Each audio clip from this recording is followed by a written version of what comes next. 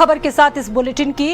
उपराष्ट्रपति चुनाव को लेकर एक बड़ी खबर आ रही है। सूत्रों के हवाले से आपको हम जानकारी दे दें कि बालकृष्ण सुदर्शन रेड्डी उम्मीदवार हो सकते हैं विपक्ष की तरफ से। सूत्रों के हवाले से बड़ी जानकारी।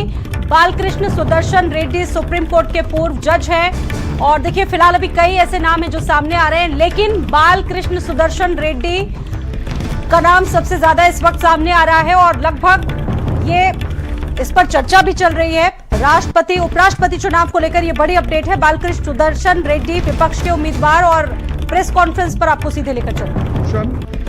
And democracy have been unanchored. All these values are under assault, and therefore our collective and determined resolve to fight this election. So this is the name, and we had meeting just now and everybody consented and agreed this name. So we are fielding him as a vice president candidate. Thank you very much.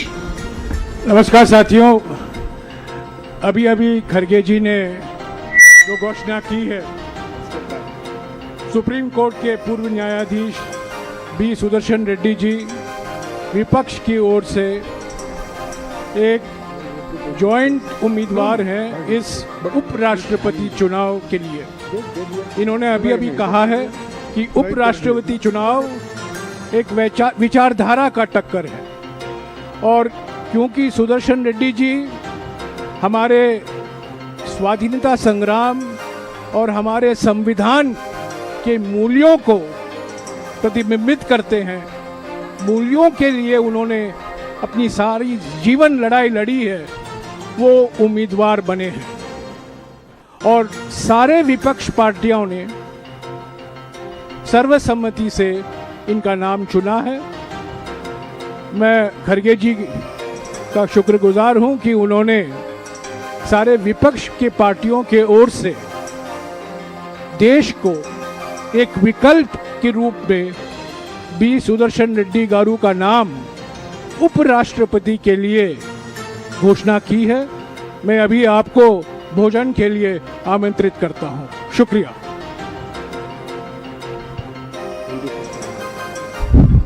We are going to तो ये इस वक्त की सबसे बड़ी खबर है। on 21st. So the importance of candidate and how important he is already Jairam Ramesh explained. Further, I don't want to say anything. Thank you for all the media people coming, and tomorrow all opposition party members, MPs are meeting in Central Hall 1 o'clock. This is for your kind information. Thank you.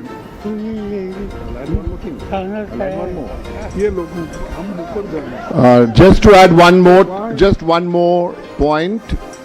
Mr. Kharge has said everything there is.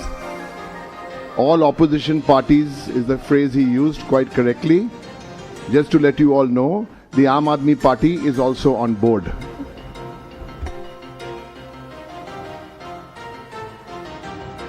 की press conference में मल्लिकार्जुन खड़गे ने B Sudarshan Reddy का उपराष्ट्रपति पद का उम्मीदवार घोषित किया और हमारे साथ दीपक जुड़ गए इस बड़ी खबर पर बातचीत करने के लिए। दीपक, बी सुदर्शन रेड्डी का नाम सामने आ चुका है, इंडिया ब्लॉक की तरफ से अनाउंसमेंट हो रहा था, प्रेस कॉन्फ्रेंस चल रही थी। जी बिल्कुल स्वाति, जिस तरह से लगातार देखा जा रहा था कि वाइस प्रेसिडेंट के नामों को लेकर के जो चर्चाएं थी वो तेज हो रही थी। हमने सत्ता पक्ष का देखा, सत्ता पक्ष की तरफ से भी नामों का ऐलान किया गया। उसके बाद यदि हम विपक्ष का जिक्र करें तो विपक्ष की तरफ से आज नामों का ऐलान किया गया है, जिसमें बी सुदर्शन रेड्डी को इंडिया अलायंस की तरफ से वाइस प्रेसिडेंट का उम्मीदवार बनाया गया है। वहीं यदि हम बी सुदर्शन रेड्डी का यदि हम पूरा जिक्र करें तो 8 जुलाई 1946 में इनका जन्म हुआ था और उसके बाद इन्होंने हैदराबाद कोर्ट से हैदराबाद कोर्ट से इन्होंने अपना जो लॉ की जो शुरुआत है वो उन्होंने 1971 ईस्वी में 27 दिसंबर को शुरुआत की थी और फिर लगातार ये प्रैक्टिस करते रहे। आंध्र प्रदेश कोर्ट में इनका काम रहा, फिर 1988 से 1990 तक ये गवर्नमेंट लीडर हाई कोर्ट के बने। फिर 1990 में लगभग 6 महीने के लिए सेंट्रल गवर्नमेंट के साथ जुड़े। उसके बाद कहीं ना कहीं इन तमाम चीजों को लेकर के जिस तरह से देखा जाए नामों का लगातार मंथन किया जा रहा था। जिस तरह से हम बात करें विपक्ष की तरफ से कई कयास लगाए जा रहे थे कि बिहार चुनाव को देखते हुए नामों का ऐलान किया जा सकता है, या फिर तमिलनाडु का यदि हम जिक्र करें कि एनडीए की तरफ से जो नामों का ऐलान किया गया है वो तमिलनाडु से बिलोंग करते, तो वहाँ की वोट बैंक को देखते हुए भी नामों का ऐलान किया जा सकता है। इन तमाम चीजों को लेकर के जो कयास लगातार लगाए जा रहे थे वो कहीं ना कहीं अब समाप्त हो चुके हैं और जो नामों का जो ऐलान है वो अब हो चुका है। और 21 तारीख को इंडिया एयरलाइंस की तरफ से ये नॉमिनेशन फाइल करेंगे और नॉमिनेशन फाइल करने के बाद जो प्रक्रिया है उसकी शुरुआत की जाएगी। बिल्कुल दीपक, एनडीए की तरफ से सीपी राधाकृष्णन का नाम सामने आया है और बालकृष्ण सुदर्शन रेड्डी विपक्ष के जो कैंडिडेट हैं वो रहेंगे। आपका शुक्रिया जानकारी देने के लिए। तो ये संभावनाएं पहले थी और अब इन तमाम अटकलों पर विराम लगाते हुए विपक्ष ने जो उम्मीदवार है वाइस प्रेसिडेंट पद के लिए उसकी घोषणा कर दी है। बालकृष्ण सुदर्शन रेड्डी सुप्रीम कोर्ट के पूर्व जज रह चुके हैं, न्यायाधीश रह चुके हैं। खरगे ने रेड्डी के नाम का ऐलान किया, उनको आप सुन रहे थे।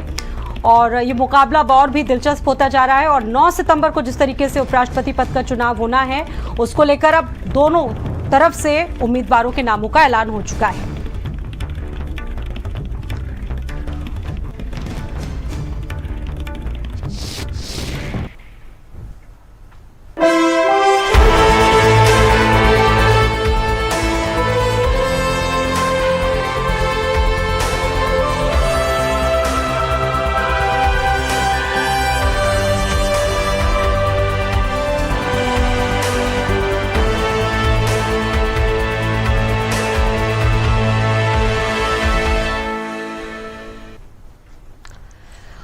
अब बात करेंगे मुंबई की, क्योंकि मुंबई में लगातार बारिश से हाल बिगड़ने लगे। मंगलवार को भी तेज बारिश जारी रही, इसके चलते कई इलाकों में पानी भरा हुआ है। बिकरौली में कल सुबह 8:30 बजे से लेकर आज सुबह 8:30 बजे तक 255 मिलीमीटर बारिश हुई। कल की तरह आज भी बीएमसी ने मुंबई में स्कूल और कॉलेजेस को बंद रखा है। साथ ही साथ सभी गवर्नमेंट और सेमी गवर्नमेंट ऑफिस बंद रखे गए हैं। मुंबई में बारिश के कारण 250 से ज्यादा फ्लाइट्स देरी से या तो उड़ रही हैं या तो उनको रद्द कर दिया गया है। मुंबई में सड़कों पर 2 से 4 फीट तक पानी भरा हुआ है। मुंबई में अंधेरी सबवे में भी भीषण जल भराव होने की वजह से लोगों के सामने मुश्किलें हैं। राज्य में बारिश से जुड़ी घटनाओं में अब तक 7 लोगों की जानें जा चुकी हैं, जबकि कई लोग घायल बताए जा रहे हैं।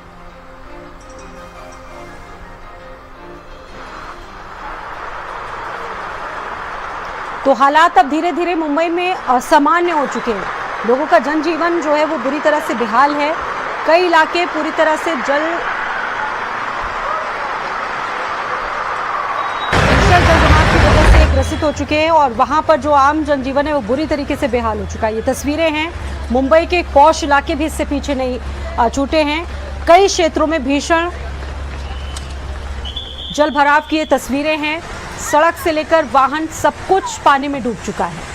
तेज बारिश अभी जारी रहेगी। मौसम विभाग का भी यही पूर्वानुमान है कि आगे भी इसी तरह की स्थिति हो सकती है।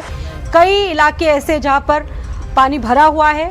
बिकरौली की अगर बात करें तो सुबह 8:30 बजे से लेकर आज सुबह 8:30 बजे तक लगभग 250 मिलीमीटर से अधिक बारिश हुई। कल की तरह आज भी बीएमसी ने वहां पर स्कूल और कॉलेजों को बंद रखा। सभी सरकारी और अर्ध सरकारी ऑफिसेस को बंद रखा गया है एहतियात के तौर पर।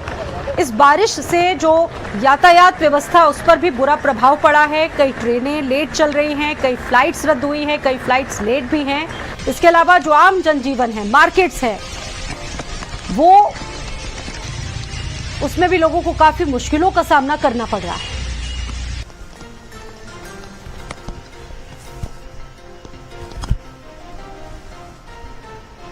हालात बारिश की वजह से इतने खराब हो चुके हैं कि दिन में भी देखिए लोगों को रोड लाइट जलानी पड़ रही है। वाहनों में दिन में भी लाइट लगाकर जलाकर चलना पड़ रहा है सड़कों पर। ये स्थितियां सड़कों की है। धारावी जैसे कई इलाके तो पानी में बिल्कुल एक तरह से कहा जा सकता है डूब चुके हैं। बारिश की वजह से 250 से ज्यादा फ्लाइट्स देरी से उड़ रही हैं। वहीं बारिश से जुड़ी घटनाओं की अगर बात करें तो अब तक 7 लोगों की जान जा चुकी है, कई लोग अभी भी इसमें घायल हुए हैं।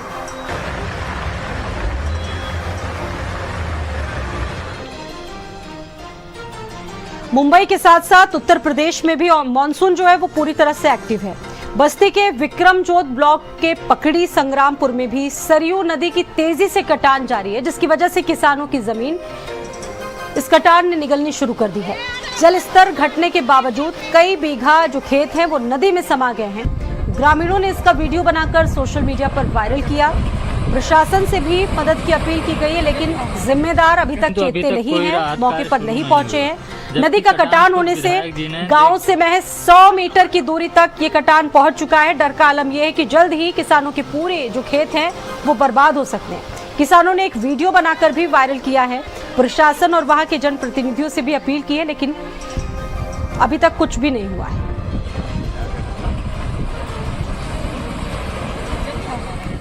तो अभी तक कोई राहत कार्य शुरू नहीं हुआ, जबकि कटान खुद विधायक जी ने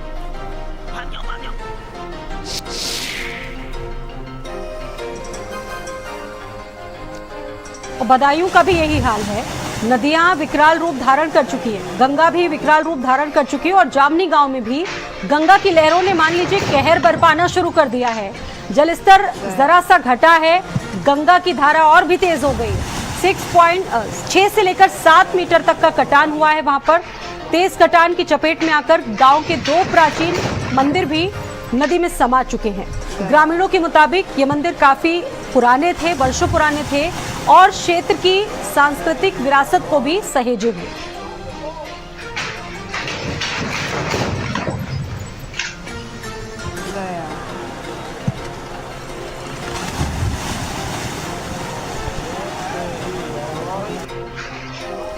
बदायूं की ये तस्वीरें आपके सामने हैं। मानसून एक्टिव है, हालांकि जल स्तर में कुछ कमी जरूर देखने को मिली, लेकिन स्थितियां हालात वही हैं। 2 प्राचीन मंदिर भी पूरी तरह से समा गए पानी में और ये काफी पुराने मंदिर बताए जा रहे हैं। कानपुर का आप देखिए ग्रामीण क्षेत्र, वहां की स्थितियां ये हैं। जिन सड़कों पर वाहन गुजरते थे वहां पर अब नाव चल रही है। इसके अलावा ग्रामीण क्षेत्रों का बुरा हाल है, जगह जगह पर पानी भरा हुआ है। लोगों के सामने बहुत सारी कठिनाइयां हैं, दुश्वारियों में लोग अपना जीवन जी रहे हैं। फसलें किसानों की बर्बाद हो चुकी हैं और सिर्फ बेबसी नजर आ रही है।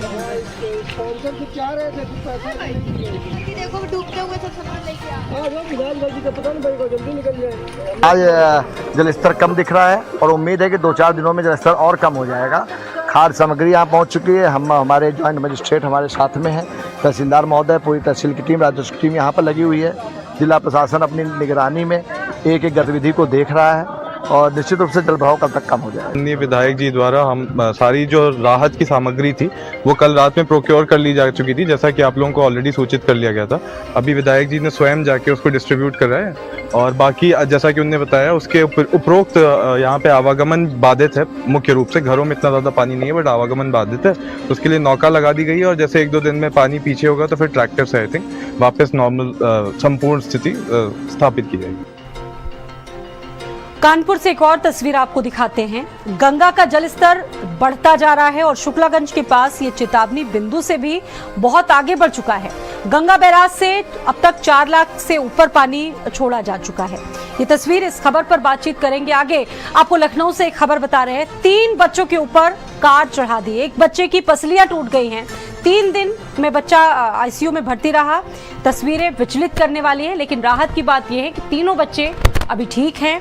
अस्पताल में उपचार के बाद तीनों बच्चों को डिस्चार्ज कर दिया गया है। लखनऊ के आशियाना कॉलोनी के आई सेक्टर 1 की ये घटना है। करीब 1 हफ्ते पहले कार सवार ने घर के बाहर खेल रहे बच्चों पर कार चढ़ा दी थी, लेकिन किसी चमत्कार से ये मामला कम नहीं था। कोई भी बच्चा कार के नीचे नहीं आया। कार की चपेट में आने से तीनों बच्चे घायल जरूर हो गए, लेकिन अब बच्चे स्वस्थ बताए जा रहे हैं। बच्चों के डिस्चार्ज होने के बाद से पिता ने आरोपी के खिलाफ एफआईआर दर्ज करवाई।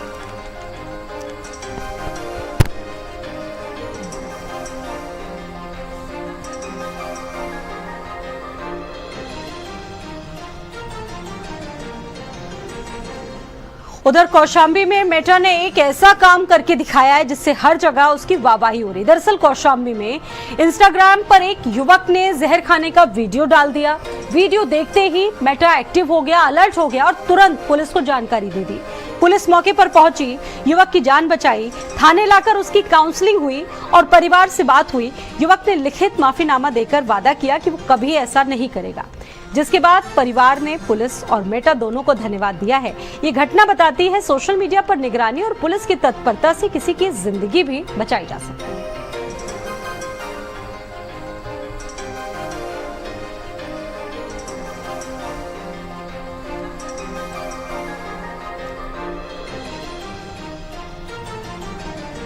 क्या पोस्ट डाल दिए थे इंस्टाग्राम पर? इंस्टाग्राम पे वो पापा धान वाली दवा डाल रहे थे, घास के जो जलाने वाली। हाँ, फिर उसके बाद फिर मैं उसका कवर लेके इंस्टाग्राम पे अपलोड कर दिया।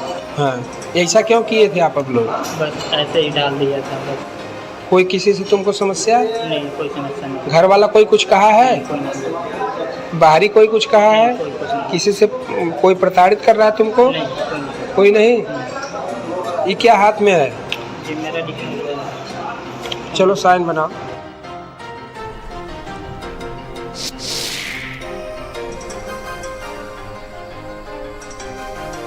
अलर्ट थाना पिपरी से संबंधित कल प्राप्त हुआ था, तो तुरंत जो जिस लड़के ने इंस्टाग्राम पे पोस्ट अपनी डाली थी कि एक जहर की शीशी दिखा रहा, उसमें कहा आज रात इस जहर को पीऊँगा और कहानी ख़त्म हो जाएगी।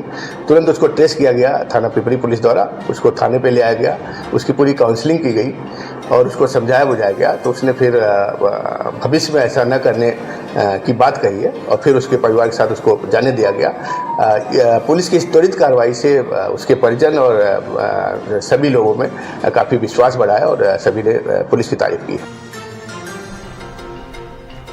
अगली खबर है जालौन से। 11वीं की छात्रा ने मां की डांट से नाराज होकर राठ रोड के ओवरब्रिज से छलांग लगा दी। आसपास के मौजूद लोगों ने उस बच्ची को उठाकर जिला अस्पताल पहुंचाया।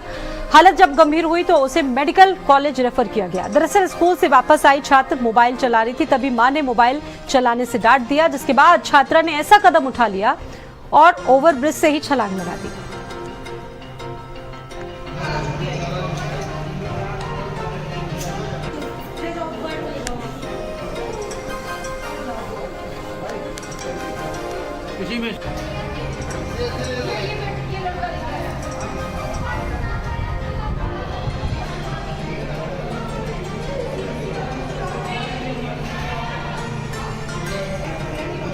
तो अभी ये लड़की गंभीर अवस्था में मेडिकल कॉलेज में भर्ती है। मां की डांट से इतना ज्यादा नाराज हो गई, क्षुब्ध हो गई कि इसने आत्महत्या करना बेहतर समझा। हालांकि अभी भी इसकी स्थिति खराब बताई जा रही है। अब सबसे बड़ा सवाल ये है कि मोबाइल, जिसकी वजह से माँ बाप भी परेशान रहते हैं, बच्चे मोबाइल देखते रहते हैं, बच्चे कहीं बिगड़ ना जाए, इस बात की चिंता माता पिता को सताती है और बच्चे कई बार नादानी में इस तरह के गंभीर कदम भी उठा लेते हैं और ताज़ा घटनाक्रम ऐसा ही है जालौन में जो हुआ। स्कूल से आई सुबह जी मोबाइल देखने लगे तो हमने डांट दो, खाना खाओ बेटा हाथ धो के, मोबाइल देखती तुम तो टोटली बस तो कई मुझे बाहर निकाल है। किस क्लास में पढ़ती है बच्ची? 11।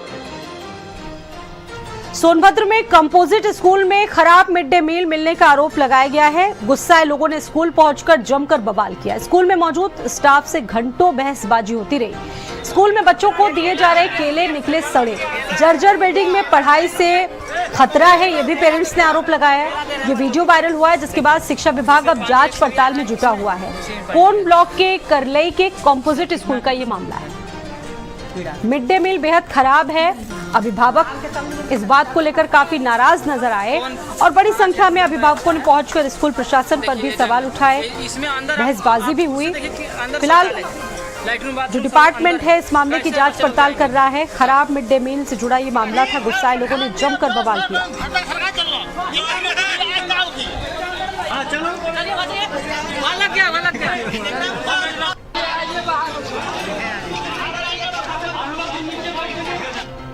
मैनपुरी में मजदूर की मौत के बाद परिजनों ने जमकर हंगामा किया। परिवार ने सड़क पर शव रखकर जाम लगा दिया। परिजनों ने पीटकर हत्या करने के आरोप लगाए हैं। लेन देन को लेकर मजदूर की हत्या का आरोप है। परिजनों ने पुलिस पर भी गंभीर आरोप लगाए हैं। फिलहाल अब कई थानों की पुलिस परिजनों को समझाने में जुटी है। शहर कोतवाली क्षेत्र के सिंधिया तिराहे का मामला है।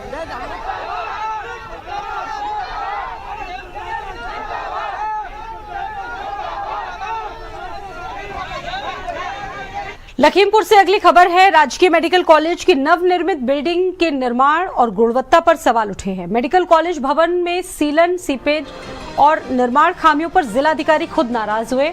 डीएम की नाराजगी के बाद पीडब्ल्यूडी के एसई और अन्य अधिकारियों ने भी मामले में कमियों को देखा। हर जगह सीलन पाई गई। डीएम के निरीक्षण के बाद जांच के आदेश दे दिए गए।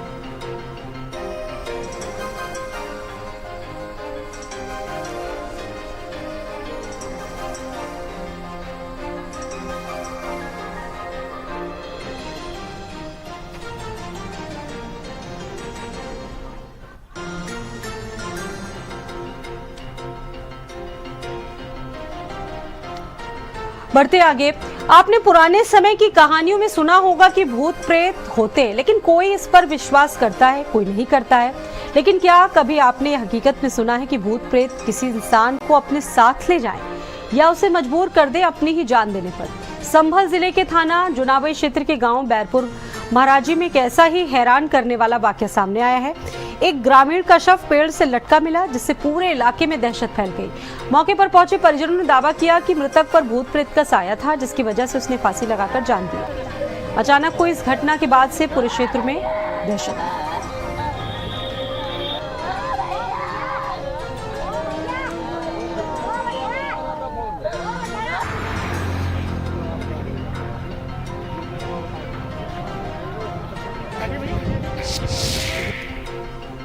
ऐसे ही भैया चक्कर हो जाते। कैसे चक्कर?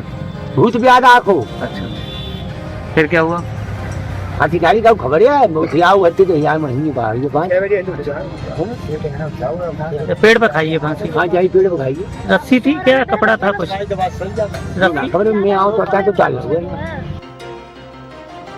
फर्रुखाबाद से अगली खबर है। ट्रैक्टर ने बाइक सवारों को जोरदार टक्कर मार दी, जिसमें एक व्यक्ति की मौके पर ही मौत हो गई, जबकि दूसरा गंभीर रूप से घायल है। बाइक सवार ट्रैक्टर के पहिए के नीचे आ गया। पहिए के नीचे आने से उसकी दर्दनाक मौत हो गई। मौके पर पहुंचे परिजनों ने जमकर बवाल किया। आक्रोशित ग्रामीणों ने पुलिस वाहन को घेरा। ट्रैक्टर ड्राइवर ट्रैक्टर छोड़कर मौके से फरार है। थाना नवाबगंज क्षेत्र के मंजना रोड का मामला है।